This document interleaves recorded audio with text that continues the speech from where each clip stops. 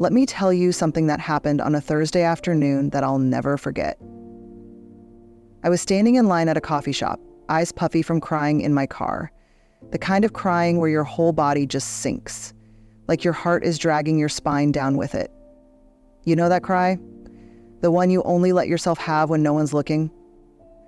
I got to the counter, tried to fake a smile, and the barista asked, "How's your day going?" And without thinking, I said, "Honestly, not great."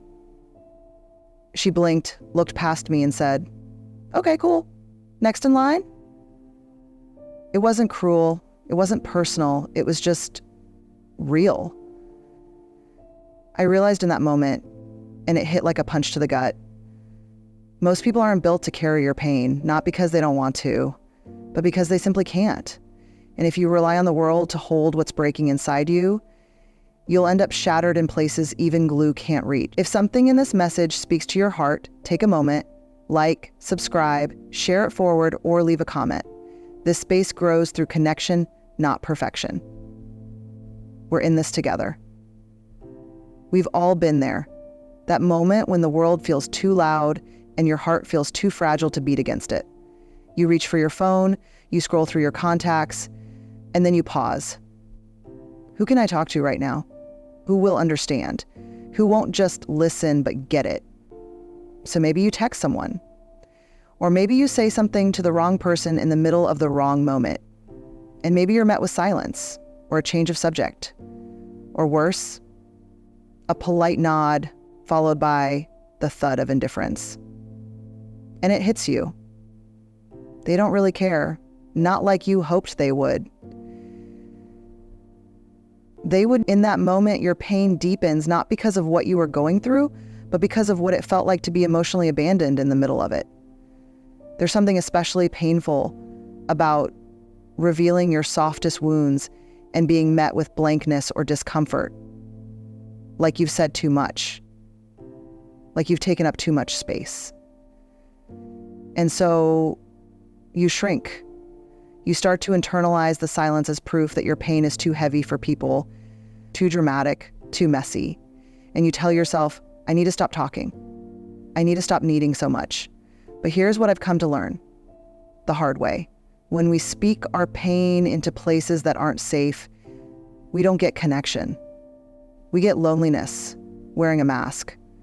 We get reminded again and again that vulnerability without safety doesn't feel healing. It feels like standing in the rain, hoping someone will offer an umbrella and realizing they've already crossed the street. It's not just that people don't care. That's too simplistic, too cynical. The truth is softer, but also harder to sit with. Most people are carrying their own load. Their hearts are full of things they haven't spoken aloud.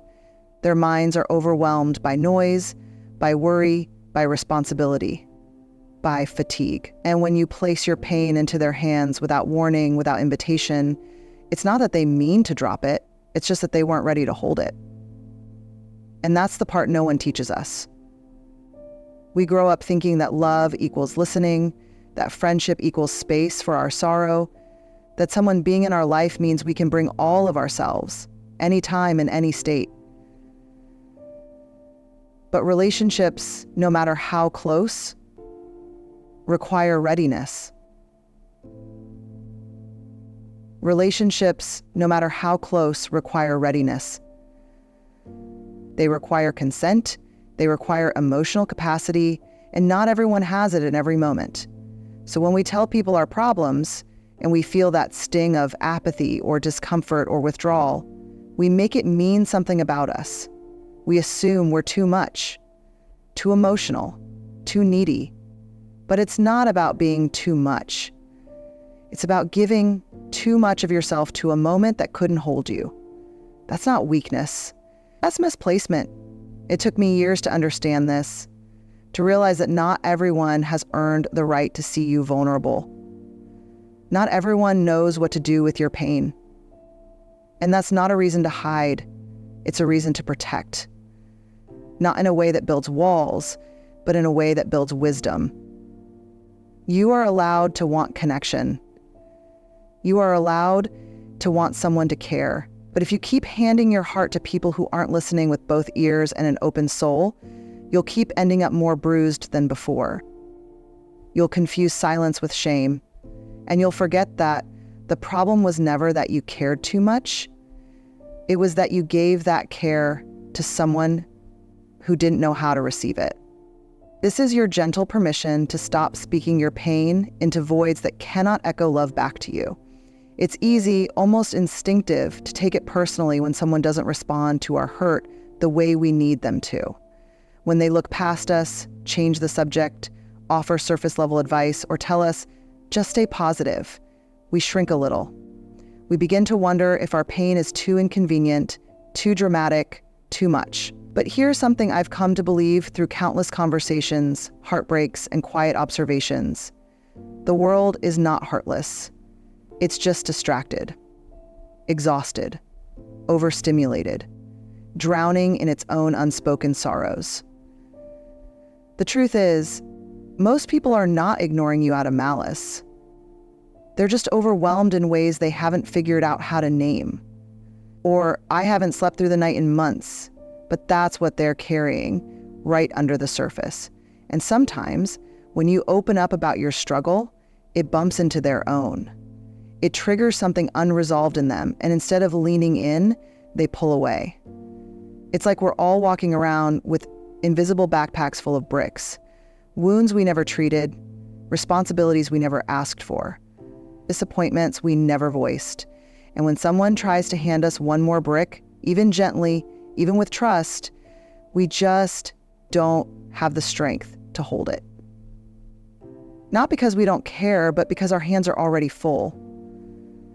Think about the last time someone shared something heavy with you while you were barely keeping your own emotions together. Did you freeze? Did you nod and hope they'd stop talking? Did you feel helpless, awkward, maybe even resentful? That doesn't make you a bad person. It makes you human. It makes you a mirror of what so many others experience too. The problem isn't that people are unkind. The problem is we've created a culture that teaches people to perform strength instead of cultivating capacity. We wear busyness like a badge. We glorify hustle, independence, self-reliance. So when someone dares to be soft, to be messy and real, it clashes with the image we're all trying to maintain. And so we respond with discomfort, distance, deflection. But what if we saw it differently? What if, instead of judging people for not showing up for us in the way we needed, we saw it as a call to compassion, not just for them, but for ourselves? What if we stopped assuming that every space is meant to hold our truth, and instead started seeking out the right spaces, the sacred ones, the ones that are built on emotional safety, mutual capacity, and presence? Because here's the raw truth. Not every friend is a safe place to fall apart. Not every family member can hold your fear without trying to fix it. Not every person who loves you has the emotional bandwidth to understand your pain without making it about their own discomfort. And that's okay. It doesn't mean your pain doesn't matter. It doesn't mean you should stop talking altogether. It means you get to be more discerning, more intentional. It means you start asking not just who can I talk to, but who has proven they can sit with my story without flinching. There's grace in that. There's maturity. And there's freedom in not expecting depth from people who've only shown you surface. When we stop assuming the world is here to hold our hurt, we stop being disappointed by its silence. And instead, we start seeking and becoming the kind of presence that can truly hold space, both for ourselves and for others. Not out of bitterness, but out of wisdom, out of deep-rooted self-respect. Because when we understand that most people are simply trying to stay afloat, we stop expecting them to swim for us, and we start learning how to tread water on our own, until we find those few rare souls who know how to float with us in the deep end, quietly, without judgment, just presence, just grace, just enough. There's a moment, one that's hard to describe but easy to remember, when you finally realize no one's coming to rescue you. No one's walking through the door with all the right words, all the right timing, all the perfect insight that makes the pain vanish. That moment is sobering, it's not dramatic, it's not even loud, it's quiet, still. And it changes everything. It's the moment you stop looking outward for someone to witness you and you start turning inward. Not because you've given up on connection, but because you're ready to build it from the inside first. Emotional sobriety is what I call it. It's the state you reach when you stop outsourcing your stability to other people's availability. It's when you learn to sit with your pain without performing it, without needing to spill it to feel seen. It's the capacity to be honest with yourself, even when no one else is listening. There were days when I used to think healing meant telling my story to someone, anyone, and having them validate every piece of it. I used to believe that if someone could just understand me deeply enough, I'd feel whole again. But over time, I noticed a pattern. The more I told the same story, the more hollow it felt. The more I leaned on others to hold my emotions, the more unstable I became when they didn't respond the way I hoped. I began to wonder, am I processing my pain, or am I just rehearsing it? And that's when the shift happened. I started talking to myself the way I always wanted others to talk to me, not in a fake positive affirmation kind of way, but with genuine care, with curiosity, with patience. I'd sit down with my thoughts like I was sitting down with a hurting child. Tell me what hurts, I'd say inwardly. Where does it feel unsafe? What are you afraid of right now? That's where real emotional strength is born. Not from stuffing down your pain or pretending it doesn't exist, but from building the kind of relationship with yourself where your own soul feels heard. You learn to become your own witness, not in isolation, not in cold independence, but in gentle sovereignty, in choosing to be the first person who sees, hears, and honors your feelings, instead of constantly waiting for someone else to step in and do it for you. And when you learn to do that, when you start being fully present with yourself, something extraordinary happens. The need to be understood by everyone fades. You stop handing out pieces of your heart like flyers on a street corner, hoping someone will stop and read them. You start holding your own story with such tenderness that whether or not someone else gets it becomes secondary. You begin to say things to yourself like, I'm proud of you for getting through today, or that hurt and it's okay to feel it. You become the companion you always craved. And in doing so, you stop begging the world to fill a role that was always yours to step into.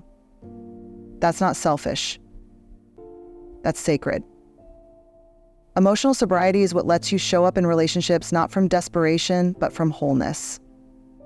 You no longer need to be rescued. You no longer leak your worth into other people's reactions. You can share your pain when it's safe to, but you no longer collapse when it's not received perfectly. And perhaps most beautifully, you develop a quiet power, the power to be with yourself in the middle of a storm without needing anyone else to hold the umbrella. You become the safety you were searching for. And that kind of presence, it changes everything. It doesn't mean you never ask for help again. It means you know how to stand before you reach. It means you carry the weight of your life not with bitterness, but with grace. Trusting that when someone does come along who sees you clearly, it will be a bonus, not a lifeline. And that's when connection becomes real, not because you need them to hold you, but because now, finally, someone can meet you where you already are, not to save you, but to walk beside you. There's a quiet kind of grief that no one talks about. The grief of realizing you've spent years handing your heart to people who never knew how to hold it. The grief of mistaking proximity for intimacy, of confusing someone's presence in your life with their capacity to actually show up. That grief doesn't come with a funeral.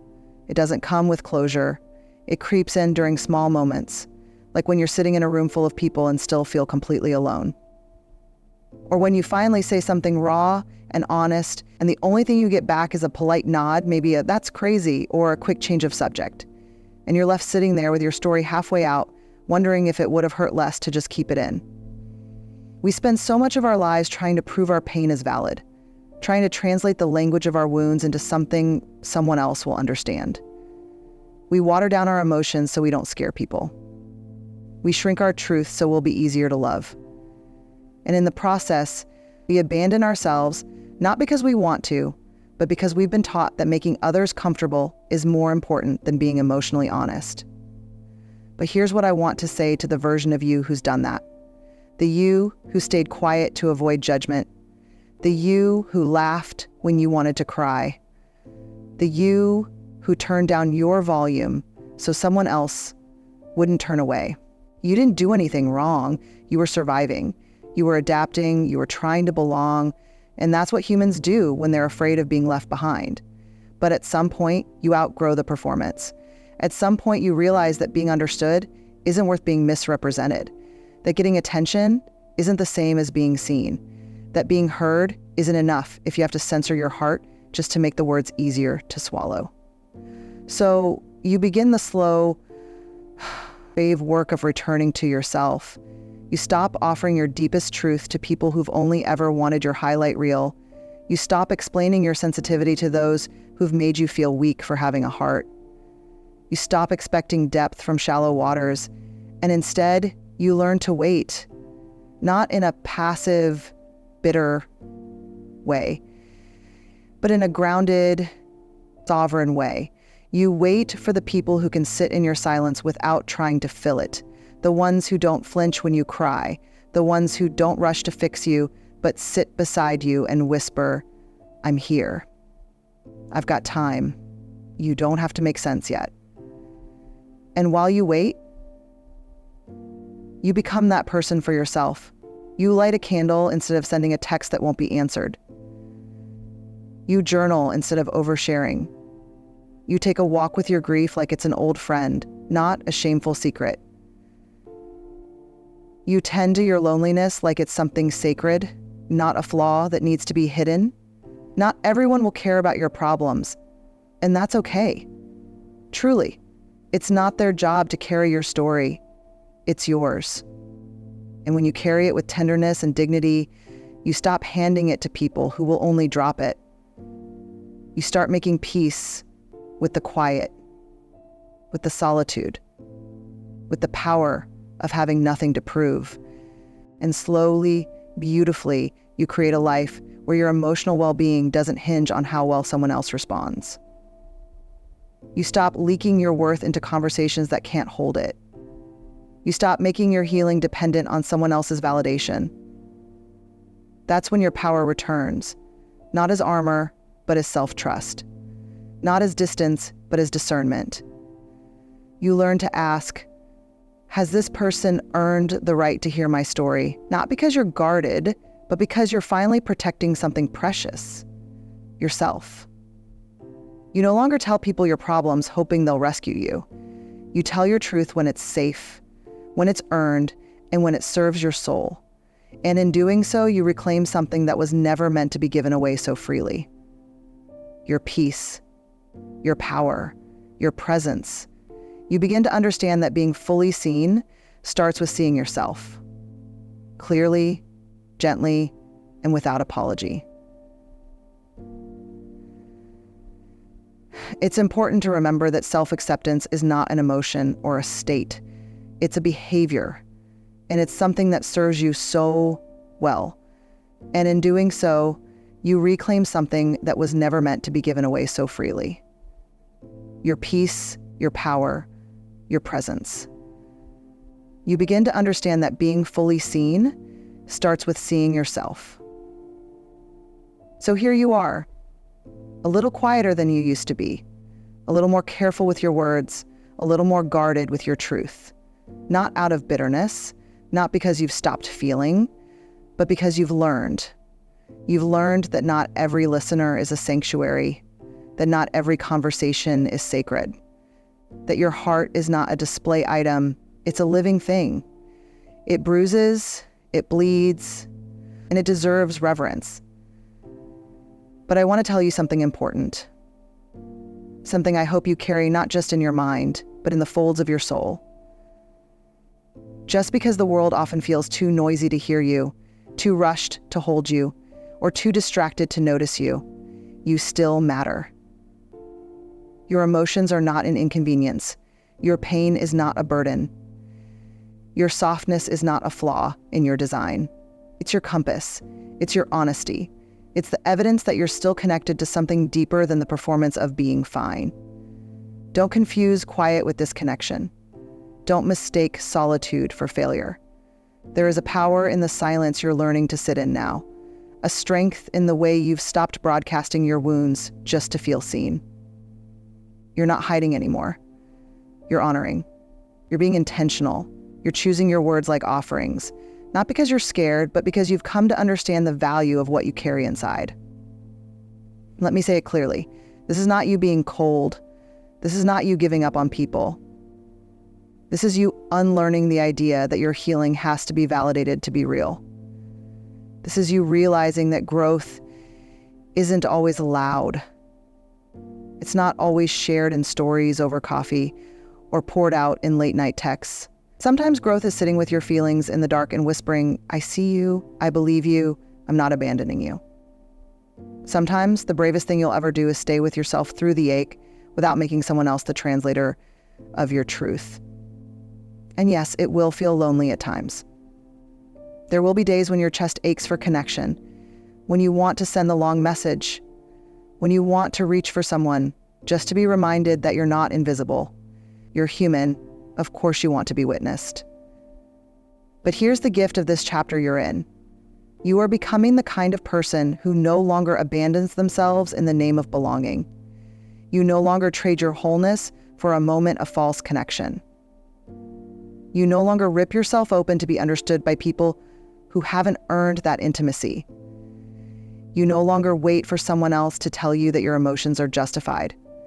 You already know. You trust your experience, you trust your sensitivity, you trust your timing. And in doing so, you create the conditions for true connection, the kind that isn't based on convenience or obligation, but on mutual respect, presence, and emotional safety. You start attracting people who don't flinch when you show up as your full self, who aren't afraid of your shadows, who don't require you to shrink to fit their comfort. But you only find them once you stop handing your pain to those who never asked to carry it. You only find them once you've learned how to carry it yourself, with gentleness, not shame. So no, maybe the world doesn't always care the way you wish it would. Maybe your problems won't be the headline in anyone else's life. But that doesn't make them small. That doesn't make them unworthy of healing. It just means this healing, this chapter, this sacred, uncomfortable becoming, it's yours. And in the quiet of your own heart, where no one else is watching, you have the chance to do something brave. You get to hold yourself with the kind of love and understanding you used to beg for. Not forever alone, not detached from others, but strong enough to know that being held by someone else is a gift, not a requirement for your survival. And when you get there, when you stop needing the whole world to understand and instead learn to hold your own hand through the dark, you'll see that you were never really alone at all. You were just being invited back to the place you forgot how to trust. Yourself. So take a deep breath. You don't have to explain yourself today. You don't have to prove your pain. You just have to stay. Stay with you. That's enough. That's where the healing begins. I want to leave you with this gentle challenge. The next time your soul aches to be seen, pause. Ask yourself, is this a safe space? Has this person earned my softness? And if the answer is no, don't armor up, don't shut down, just go inward. Write yourself a letter, take a walk in nature, cry into your own hands, and whisper, I am still worthy, even here, even now. Your story deserves reverence, your pain deserves honor, but most of all, you deserve to be your own sanctuary first. You are not alone. You are enough. and you are more resilient than you've ever known. Thank you for being here.